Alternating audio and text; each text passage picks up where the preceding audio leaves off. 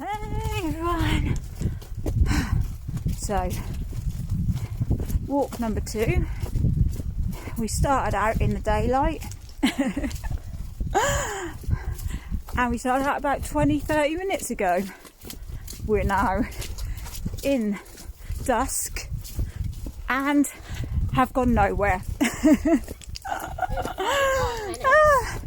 We've been stood talking to the lady. We've got two little white dogs. We see them all the time, but we've just been talking to her, and then another guy with his black dog comes along, Ralph, talking to him. So yeah, bit of a bump in with dogs, but all the dogs are good, so that's good. But we're talking because in this village there's people that you never see. We've been here 8 years, and some of the people I've never even met. Some people moved in near us. They built a huge, when I say huge, I mean huge house opposite us. It's massive, humongous. I dread to think how many rooms it's got, etc. But never seen them until today. I've never seen them. I think they built it about 2 years, so 2 years, and never even seen their faces. I heard, because the lady with the 2 white dogs, this dog got in her house, actually in her house, and it was an XL bully, got in her house and got one of her dogs, and they're little Scotty dogs, and basically ragged it around, nearly ripped its throat out, until the owner of the XL came and got it, and it was like an £800 vet bill for the lady, and they said that you're so lucky your dog's alive. This dog went for the throat, it went for the kill, it nearly ripped your dog's throat. She's so lucky to be alive. And but not only that, she's had to pay to have a 6-foot fence put and 2 big massive 6-foot gates around her whole property, because obviously they're so scared of this dog getting in their garden again, because it jumped the fence and went in their actual house. But her sister won't even take her dogs there, and they can't let their dogs out in the garden at the moment. But the people that own this XL won't pay for the vet bills, and they won't pay for fencing, and their house, like I said, they are not short of property, obviously. It's, I would say, probably about 13 bedrooms. It's that big, and there's like, she's just had a baby. Anyway, cut a long story short, this lady is a dog lover. She didn't want to report it to the police and have the dog destroyed, so that's why they themselves have paid to put this 6-foot fence up around their whole property, which is costing them a hell of a lot of money, as you can imagine. Don't you think people will guess that dog needs to be taken down now? Well, you just said it. No, Sarren. Which way do you want to go? This way? Yeah. Right. Anyway. Okay. So, yeah, so she's an animal lover, so she didn't want to have the dog destroyed. Anyway, cut a long story short, me and Echo came out for a walk a little while ago, as you saw. Well, just after I put the video down, or just before, sorry, I can't remember. But I saw this woman for the first time ever with her child and a pushchair, and she had a dog with her, and it wasn't an XL, it was a bully, but not an XL, but still huge, like whoop, like massive, but not an XL, like nothing compared to the actual like height of deer or anything like that, but it was definitely a bully dog. It's huge.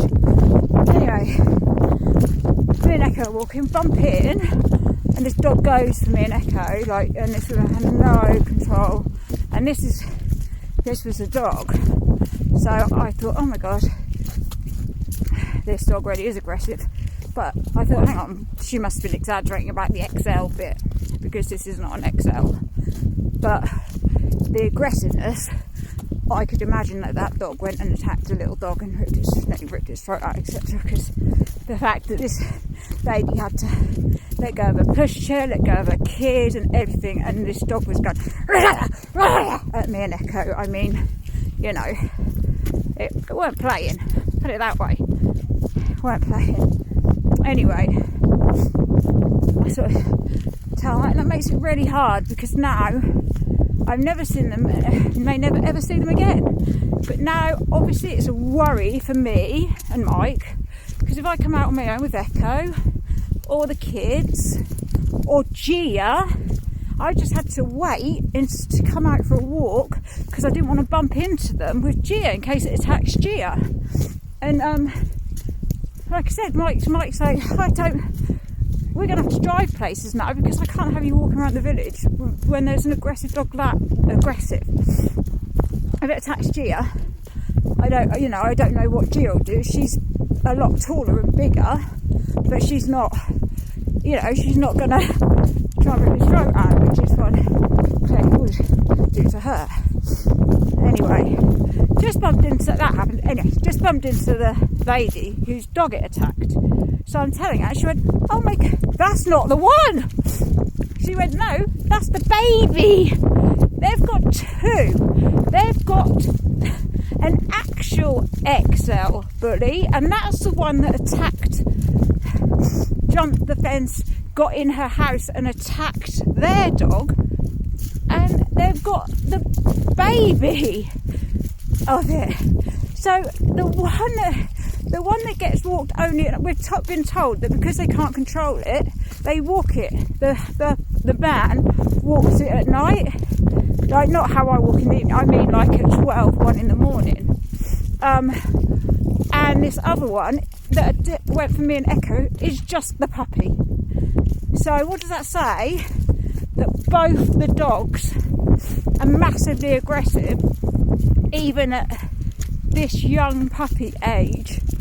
This dog meant business, was not playing, and that's the puppy of the other one. And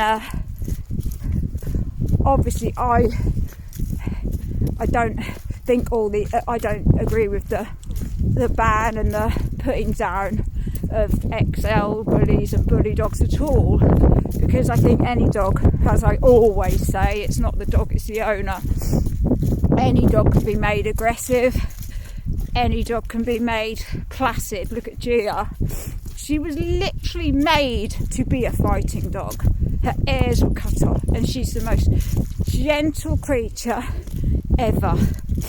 So any dog can be made dangerous, any dog can be made, it rarely does come down to the owner.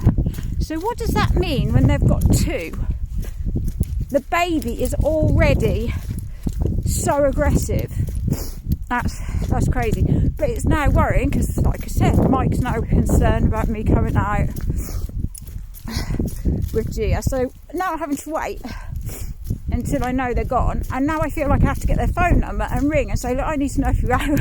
It's crazy. It's absolutely crazy.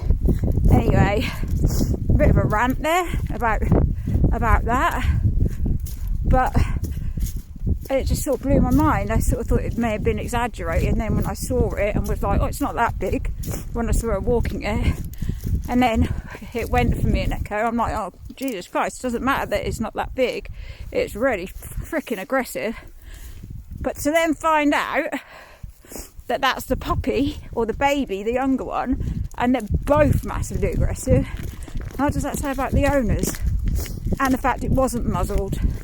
She had zero control over it, like none.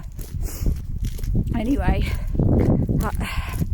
that's just what just happened. So that's what I'm talking about. It's not particularly interesting, but yeah, it's, what are they doing to make those dogs so aggressive? Because you know,